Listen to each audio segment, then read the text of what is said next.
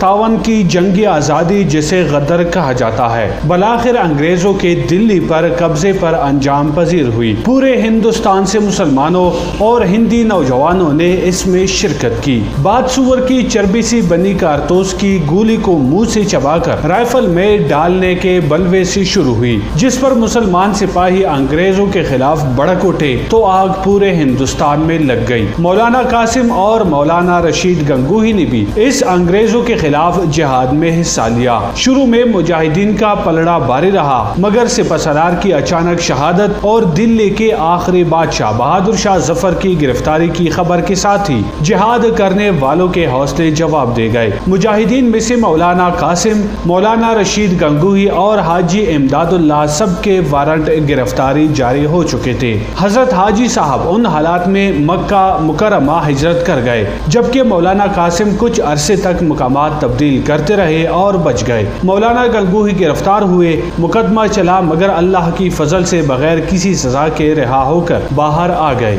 آہستہ آہستہ حالات معمول پر آ گئے اور مسلمانوں کو جن کے حواس اس آفت عظیم کی وجہ سے جواب دے گئے تھے سنبھلنے کا موقع مل گیا۔ دیوبند کے علاقے کے دو بزرگ مولوی رفیع الدین اور حاجی محمد عابد صاحب جو چتہ کی مسجد میں قیام پذیر تھے اور وہاں کے عوام میں انتہائی مقبول تھے، مولانا قاسم نانوتوی سے خاص تعلق رکھتے تھے۔ انہوں نے تجویز کیا کہ ایک مدرسہ قائم کرنا چاہیے۔ اس سلسلے میں مولانا قاسم سے رابطہ کیا گیا جو اس زمانے میں میرٹھ میں تھے۔ انہوں نے بھی یہ سوچ کر سرگرمی دکھائی کہ مسلمانوں کو دینی زندگی اور دینی علوم سے منحرف کرنے کی کوشش کی جا رہی تھی۔ دینی تعلیم و تدریس کے نظام میں اصلاحات کر کے ایسا مرکز وجود میں لایا جائے جہاں تعلیم کے عصری لوازم اور تقاضوں کو بھی ممکنہ حد تک سمویا جا سکے۔ مسلمانوں میں یہ احساس تھا کہ دنیا تو ہاتھ سے گئی، دین بھی نہ چلا جائے۔ چنانچہ حاجی محمد عابد صاحب نے چندہ اکٹھا کیا اور جنگ آزادی کے 10 سال بعد 1283 ہجری بمطابق 1867 ضلع سہارنپور کے گمنام قصبے دیوبند کی چتہ مسجد کے فرش پر انار کے درخت کے نیچے اس مدرسے کی بنیاد پڑی، جس کی قسمت میں آئندہ ہندوستان کے مسلمانوں کا دینی مرکز و محور قرار پانا تھا۔ پہلے شاگرد بھی محمود یعنی محمود الحسن اور پہلے استاد بھی محمود یعنی علامہ محمود صاحب دیوبندی تھے۔ حاجی صاحب کو خبر ملی تو خوش ہو گئے، فرمایا یہ مدرسہ یعنی دارالعلوم دیوبند انہی سحر گاہو دعاؤں کا ثمرہ ہے۔ اور یوں چتہ مسجد کے احاطے میں افتتاح پذیر ہونے کے بعد اس مدرسے میں ایسی دن دگنی رات چگنی ترقی دیکھنے میں آئی کہ مغرب میں پنجاب اور کابل اور مشرق میں بنارس تک کے طلباء پہلے ہی سال اس کے طالب علم بن چکے تھے اور کچھ ہی عرصے میں بہت سے مدرسوں نے اس سے الحاق بھی کر لیا۔ مولانا محمد قاسم اس کے سرپرست اعلیٰ بن گئے اور یہی کے ہو رہے۔ آنے والے دنوں میں دارالعلوم نے ایسی ترقی کی جو ہندوستان میں مسلمانوں کی کسی اور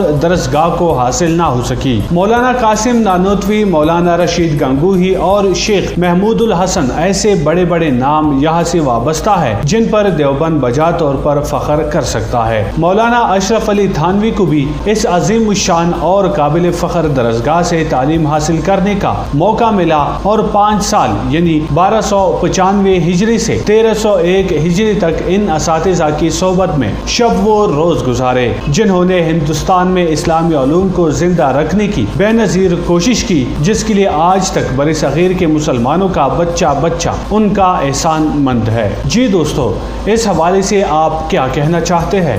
برائے مہربانی اپنی رائے کا اظہار کمنٹ میں ضرور کیجیے۔ انشاءاللہ اگلی ویڈیو میں آپ کی خدمت میں پھر حاضر ہوں گے۔ تب تک کے لیے اپنا اور اپنے پیاروں کا بہت سارا خیال رکھیے گا۔ عبد الباسط کو اجازت دیجیے۔ اللہ نگہبان۔